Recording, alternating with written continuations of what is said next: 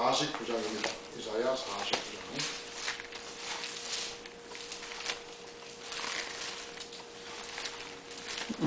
15절, 16절, 9절 말씀. 15절, 16절. 같이 한번 읽을까요? 저도 지금 아니네. 제가 또 이렇게 좀 제가 읽겠습니다.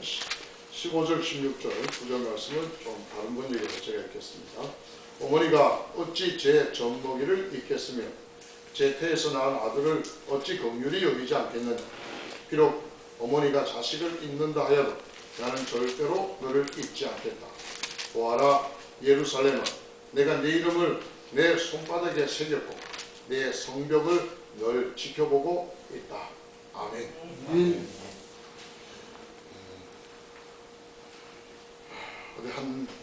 그동안 잘 지내셨습니까? 네. 건강한 모습으로 배워서 반갑습니다. 고맙습니다. 먼 거리에 또 오셨는데 오늘도 하나님의 그 놀라운 은총들이 우리 모두에게 넘치기를 먼저 주의 이름으로 축복합니다. 네.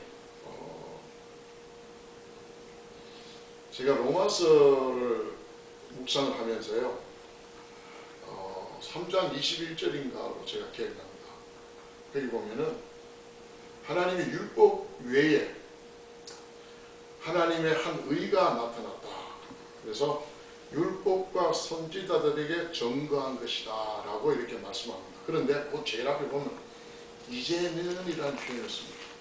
이제는 율법 외에 하나님의 한 의가 나타났으니 율법과 선지자들에게 증거를 받은 것이라.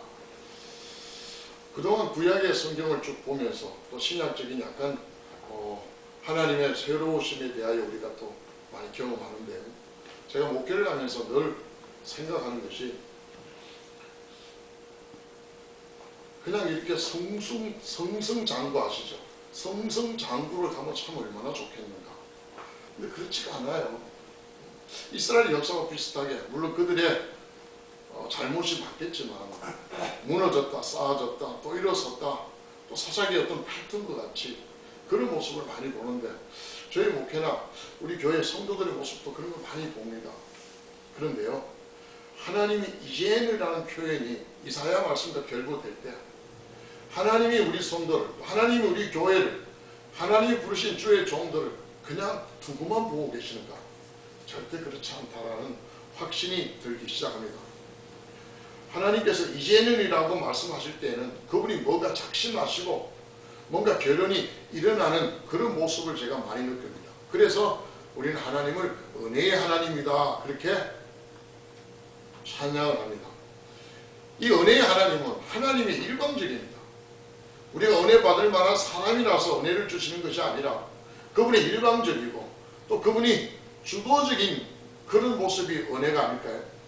받는 자가 고맙다는 말 한마디가 없어도 오히려 대들고 악하게 덤벼들어도 받은 은혜를 배반하고 떠나가는데도 이 기막힌 백성들을 끝까지 사랑하시는 하나님, 저희가 좀 심하게 말하면 바보 같은 하나님 같은 모습을 제가 성경을 통해서, 이사야 성경을 통해서 만나게 됩니다. 일방적인 사랑. 그 사랑이 없었다면 우리가 복음을 이야기할 만한 기대나 소망이 전혀 존재할 수 없습니다. 그러니 우리가 전하는 복음의 근원이라는 것은 어쩌면 하나님의 그 사랑의 바탕을 둔 하나님 마음이 아닐까요? 우리의 잘나고 못난 거에 관계없이 일방적으로 베푸신 하나님의 은혜. 저는 이런 아버지 하나님의 마음을 어디에서 읽느냐 하면요, 여러분 스웨덴의 천상의 목소리라고 알려진 레나 마리아라는 그 복음송 가수 이야기 아시죠? 예. 태어나면서부터 양쪽 팔이 없습니다. 다리 하나가 조금 긴 다리가 하나 있고 나머지 한 다리는 짧은 다리입니다. 스웨덴은 혈압에서 무덤까지 세상에서 복지가 제일 잘 된 나라입니다. 그래서 그 아이도 국가가 다 맡아서 키울 수 있습니다. 그래서 부모에게 이 아이를 어떻게 하시겠습니까? 라고 할 때, 그러니까 이 아이는 우리를 필요로 합니다.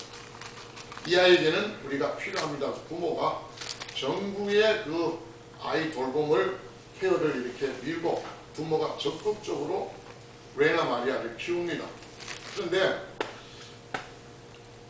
참 신기한 거는요, 이 레나 마리아가 결혼도 정상적으로 결혼합니다. 훌륭한 남편을 두고요. 목소리 너무 좋을 뿐만 아니라 그 짧은 다리 하나와 긴 다리 하나 갖고 모든 걸 다 합니다. 커피를 마시죠. 글은요 정말 잘 써요. 그렇게 잘 쓸 수 없을 정도로 그렇게 잘 씁니다. 발가락에다가 펜을 하나 놓고 쓰는데요, 정말 잘 써요. 그리고 그 발로 커피도 마시고 그 발로 운전까지 하고 두 팔을 가진 우리도 부끄러울 정도로 삶에 어려움이 없이 생활합니다. 근데 문제는 우리는 그렇게 완성된 모습만 보잖아요. 근데 실제로 레나 마리아가 그렇게 완성되기 전에는 어마어마한 고통이 있다는 거예요. 그가 이제 막 걸음마를 시작할 때, 만 3살이 되었을 때 그는 한 발밖에 없는 이 발로 깡충깡충 뛰는 연습을 합니다. 근데 그게 잘 되나요? 걷지도 못한 아이가 어떻게 뛰는 걸 연습해요? 그러니까 몇 번 뛰고는 넘어집니다. 팔이라도 있고 손이라도 있으면 넘어질 때 충격을 덜하죠. 몸통밖에 없으니까. 그 넘어지면 그냥 쿵 하면서 막 자질을 저게 웁니다. 그때 엄마가 와서 하는 말이, 레나야 일어나. 일어날 수가 없잖아요. 기어서 벽에 가. 안아주지 않았습니다. 기어서 벽에 가서 벽을 꾸물떡꾸물떡, 좀 심하게 표현하면 무슨 애벌레같이 꾸물떡꾸물떡 기어서 벽에 가면 그 벽에 몸을 밀어가면서 일으킵니다. 몸을. 만 3살. 그러면서 그가 걸음을 배웁니다. 걸음이라 할 수 없죠. 깡총깡총 뛰는 걸음을 배웁니다.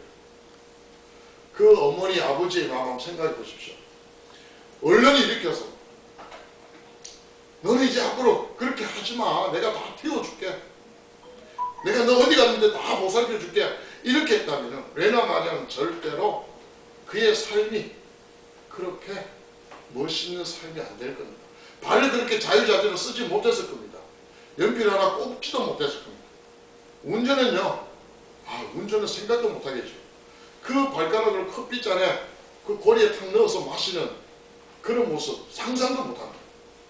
그런 아픔들, 그런 고통, 그러나 그 부모와 그의 어머니와 아버지는 레나 마리아를 굉장히 사랑하니까 그 아픔을 그냥 보면서 기도하면서 계속 이끌어갑니다. 이제 그가 자라서 깡충깡충 잘 뜁니다. 우리 식으로 말하면 만 7세가 돼서 이제 걔들은 한 1년 더 빠르더라고요. 초등학교 입학하게 됩니다. 학교 가자마자 애들이 놀립니다. 깡충깡충 뛰는 레나를 보고 어이 외다리 하고 막 놀립니다. 그때 레나는 슥 돌아보면서 웃으면서 왜 양다리 이렇게 대꾸합니다. 그 외다리가 가슴에 아플 리가 없어요. 오늘날에 우리 한번 보십시오. 많은 성도들이 자기 약점 하나 건드리면 그거 속상해 가지고요. 교회에 얼굴 보기 힘듭니다. 목사가요, 성도들의 아픔을 건드려야 되잖아요. 성도들의 죄악을 만져야 되잖아요. 그걸 건드려줘야지 고침되잖아요. 그들이 실수하고 늘 되풀이하는 실수를 목회자가 붙들어줘야 되잖아요. 그러면 상처난 곳을 만지면 아픔이 다 쓰립니다. 근데 그런 훈련을 받지 않는 성도들은요, 도망가요. 도망갑니다. 여러분 목회는 어떤지 모르지만 저는 많이 도망가요. 지금에 있는 분들은 수술 다 받아가지고 괜찮습니다. 이제 많아가지고 그리고 목사님 만나서 참 행복합니다. 이런 이야기를 들으면서 저도 굉장히 행복합니다. 아파요. 상처 아프죠. 그걸 휘매니까요. 그래서 치료를 해야 되잖아요. 레나 마리아는 그런 모든 걸 다 치료합니다. 누가 놀려도 그게 자기 상처가 아니에요. 심지어는 제가 오래전에 자매 하나가 전문대학교 졸업했습니다. 와가 펑펑 울어요. 그 자매가 있던 직장에서 이제 이직한다고 그만두고 새로운 직장을 구하는데 4년제하고 차별한다고 쿵쿵 우는 거예요. 저한테 상담을 하면 눈물 흘리면서 목사님 어떻게 사회가 이래요? 사회가 그렇다. 2년제하고 4년제하고 차별 나지. 당연한 걸 왜 그 못 받아가 너 가슴 아파하고 우냐? 그렇다면 네가 4년제 갔지. 못 간 상태에서 지금 울어야 뭔 상관이냐? 이 실력을 키우든가 4년제를 보듬갈 수 있는 스펙을 가지든가 그렇게 해야 되지. 지금 울어서 뭐 하냐. 제 말은 맞는데요. 그 자매가 감정적으로 받아들이지 못하잖아. 울 때는 우리 위로해야 됩니다. 그래 그렇지 삶과 그렇다.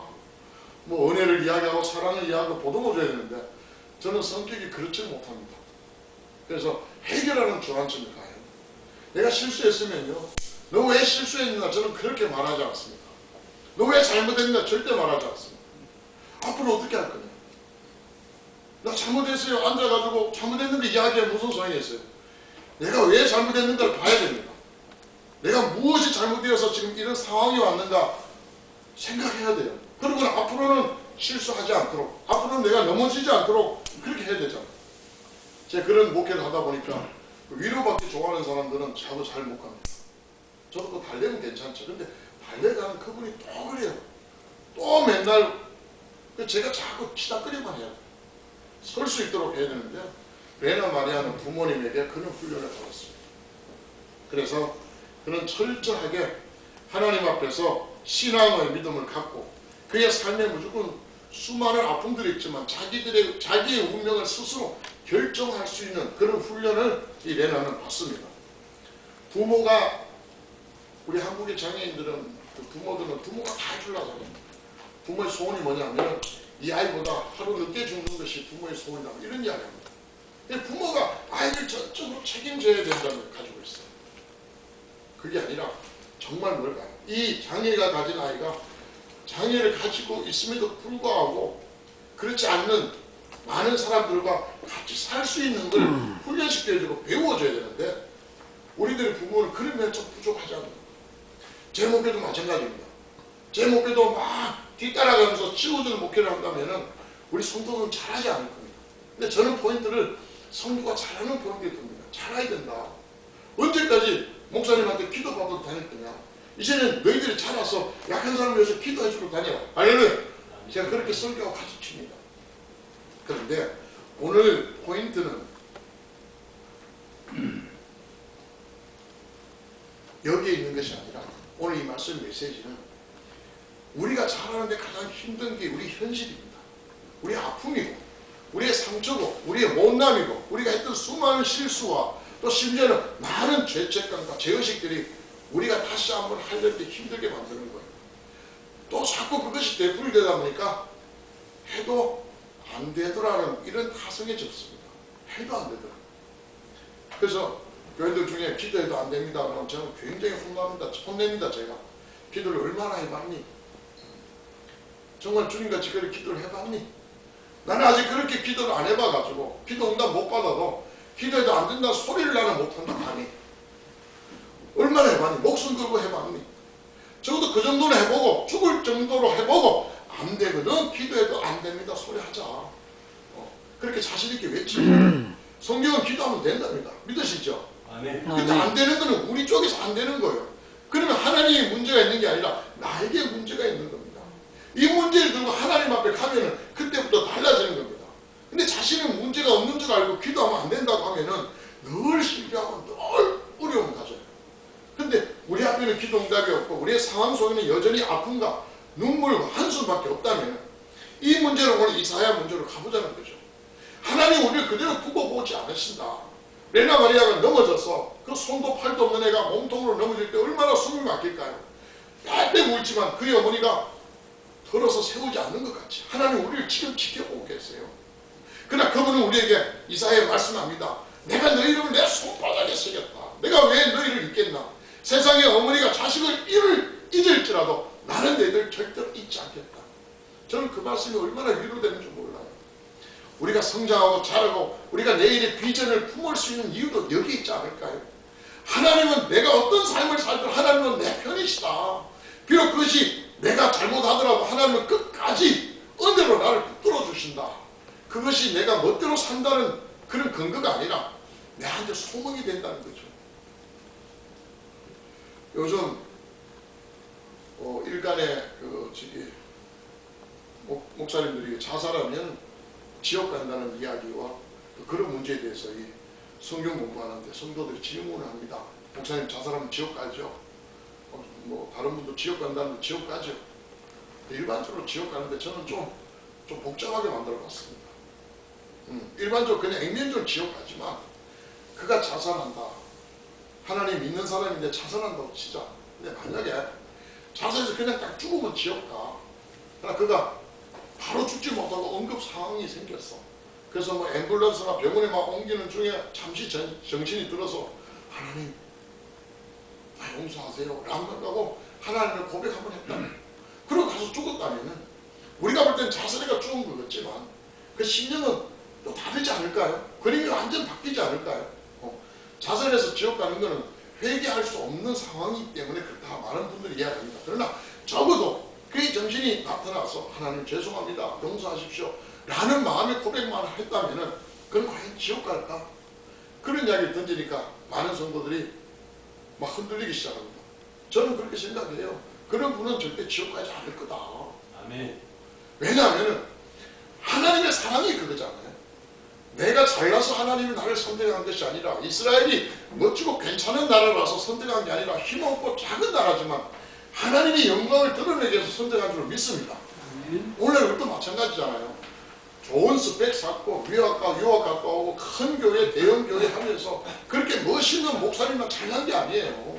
그분들로 하나님이 그분들에게 은혜 베푼 게 아니고 못난 우리들도 얼굴 작고 키 못생긴 저도 우리 교회 성도들이 저보고 항상 이렇게 이야기해요. 우리 목사님 이런 분이야. 이런 분이야. 그래서 새로운 성도들에게 소개할 때 우리 목사님 이런 분인가 하면 처음에는 조금 뭐야 이분들이 완전 집단으로 뭐 이단같이 하는데 설명을 합니다. 배가 나오고 키 작고 배 나오고 머리 가질 분이다. 이러면은 막 웃으면서 나옵니다. 저도 집회 가면 항상 먼저 이야기합니다. 저는 이런 사람입니다. 그래서 키 작고 배 나오고 머리 가진다. 그래도 하나님이 저를 사랑하세요. 예? 여러분 우리에게 잘못한 그 인식 죄 가운데 앉아가지고 펑펑 울 때도 하나님이 그를 사랑했을까 안 사랑했을까요? 사랑했습니다. 우리 아들 죽이고 그 어마어마한 범죄들 가운데서도 하나님께서 그를 사랑했으니까 그렇게 이끌어 가잖아요. 오늘 말씀을 송 목사님 뭐? 지금 차 빼다 목사님. 저보고 차 빼달래? 예, 거기 뭐 땡크 있다. 아 그래.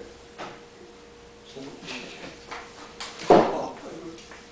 없었으니까 좀 저는 면허증이 없어요.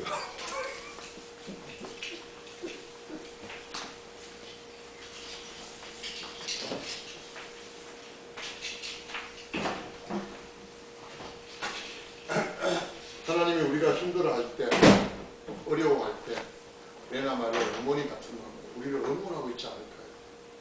비록 그분이 직접 와서 나를 도와주진 않지만 힘내라. 기어서라도 저 벽으로 갔습니다. 우리의 목회가 힘들고 어려울 때도 하나님 우리를 응원하지 않을까요? 그분의 은혜로운 사랑의 마음으로 김 목사야, 이 목사야 힘내라. 지금 버둥버둥 그랬지만 어느 정도만 되어지면 하나님의 은혜가 나타나게 됩니다. 하나님의 놀라운 영광이 드러날 것이다. 더 움직여라. 그런 음성이 이 사회를 통해서 제가 듣고 있는 음성입니다. 어쩌면 레나 마리아 학교 딱 가면요 발을 책상 위에 딱 올려놓는데요. 나도 손을 올렸는데 발을 딱 올려놓고 펜을 입으로 물어가지고 발가락에 탁 꼽아가지고 필기 준비한답니다. 제가 뭐 오래전에 듣고 우리가 다 아는 이야기인데요. 말씀을 준비하면서 가슴이 막 뛰어요. 하나님은요 있는 자를 쓰시는 게 아니라 어떤 자를 써 없는 자를 들어서서 있는 자를 부끄럽게 한다고 했습니다. 그럼 저는 엄청나게 쓰임받아야 돼요. 네? 우리 모두는 더 쓰임받아야 돼요. 그게 하나님이 우리에게 주신 비전 아닐까요? 왜 대형교회 멋진 목사님 꽁무니만 쫓아가냐는 거예요. 제가 어떤 이야기 들었는데 어떤 목사님들을 목사님 4,000명, 5,000명이 막 그분한테 매 맞으러 올라간답니다. 매 맞으러 간대요. 이 사모님들하고 해서 종아리 긋고 그 목사님이 매 때리다가 강대상이 무너졌다는 이야기 들었어요. 가슴이 참 답답합니다. 하나님의 사랑이 저와 여러분에게 마치 레이더 같이 계속해서 주셔야 합니다. 내가 엎어지고 질퍽거리는 그 상태에서도 외면하지 않으시고 오늘 이사야의 말씀같이 손바닥에 저와 여러분의 이름을 새기면서 그 눈물 자리에서도 그분은 우리에게 응원하신 대로 사시고, 이 말씀을 통해서 제가 느끼는 건요, 이제는 하나님이 이제는 내가 힘을 내야 됩니다. 하나님의 신세 한탄만 하고 있을 게 아니라 이제는 내가 힘을 내야 된다. 왜? 하나님이 저와 여러분을 응원하고 계시니까. 할렐루야. 네. 하나님이 저와 여러분을 응원하시니까, 우리의 목회를 응원하시고. 보세요, 나이 드셨다고 해서 다 끝난 거 아닙니다. 하나님 부르시면 후회함이 없잖아요. 주님이 천국에 오라 할 때까지 우리에게 사역이 주어집니다. 우리 이준환 목사님이나 김한수 목사님 보면 존경스러운 것이요, 늘 복음을 전합니다. 만난 이들마다 복음을 전하면서 어떻게든지 이 땅에 사는 동안 하나님 그 사랑을 전하고 영혼을 하나님 앞에 인도하는 것이 우리의 사명이지 않습니까? 나이가 적고 나이가 많은 거 없습니다. 목회지가 있고 없고 그 상관없습니다. 하나님 부르시면 우리가 가는 거 이제는입니다. 원래는 우리가 어땠습니까? 난 이래서 안 되고요, 나이가 들어서 그렇고 뭐 교회가 작아서 그렇고 늘 이런 이야기가 우리 입에 나왔잖아요. 이제는 그게 아닙니다. 우리가 바라봐야 될 것은 우리의 연약한 환경이 아니라 우리를 사랑하시고 일방적으로 은혜를 베푸시며 저와 여러분의 이름을 그분의 손바닥에 새기면서 넘어지고 자빠질 때마다 우리를 응원하시는 하나님, 그분을 바라봐야 되지 않을까요? 그리고 이제는 저와 여러분을 통해서 사용하신 하나님의 영광을 드러내는 일만 우리가 남았습니다. 오늘 이제는 제가 일어나리라. 또 하나님이 말씀할 때 이제는 내가 너를 포기하지 않으리라. 무슨 값을 치르고도 내가 너를 붙들었는데 왜 너를 포기하겠니? 이런 음성이 오늘 이 말씀에 제가 듣는 음성입니다. 나는 너를 절대로 포기할 수 없다. 내가 너를 통해서 이루고자 하는 모든 일을 반드시 이루어낼 것이다. 하나님의 그 마음의 결정이 오늘 저와 여러분의 비전이 되시기를 주님의 이름으로 축복합니다. 아멘. 그 결정 때문에 우리에게 소망이 있고 하나님의 그 결심 때문에 우리에게 생명이 있지 않을까요? 우리가 영원히 아버지라고 부를 수 있도록 우리의 가슴을 열어주신 하나님 아버지, 저와 여러분을 절대로 포기하지 않으신 그 주님께 감사드립니다. 나는 결코 너를 잊을 수 없고 너의 이름을 내가 새기며 너를 응원한다 하신 그분을 보라보며 오늘도 저와 여러분이 하나님을 향하여 마음을 활짝 열으시고 풍성한 은혜를 통해서 그분의 영광을 함께 드러내시기를 주님의 이름으로 축복합니다. 아멘. 기도하겠습니다. 이제도 살아계셔서 저희들의 아버지가 되시는 우리 하나님, 저희들을 포기하지 않으셔서 감사드립니다. 저희들을 결코 잊지 않아 주셔서 감사합니다. 우리의 수많은 잘못과 실수에도 불구하고 저희들을 내버리지 않으셔서 감사합니다. 심지어는 저희들을 버리지도 않고 떠나지도 않고 책임져 준다는 그 결정으로서 저희들이 하나님 앞에 은혜로 살게 하심을 감사합니다. 아멘. 이제 하나님을 아버지라 부를 수 있게 하시고 주의 사역을 감당케 해주신 아버지 하나님, 우리의 가슴을 열어주시고 오늘도 이 시간에 하나님의 놀라운 은총이 일방적인 그 은혜가 우리를 붙들어 주셔서 이제는 포기하지 않으리라 불러주시는 그 하나님의 음성을 듣고 다시 한번 우리의 목에 하나님의 영광을 드러낼 수 있는 복된 주의 종 되도록 역사하여 주시옵소서. 아멘. 감사드리며 우리 주 예수님의 이름으로 간곡히 기도드리옵나이다. 아멘. 아멘.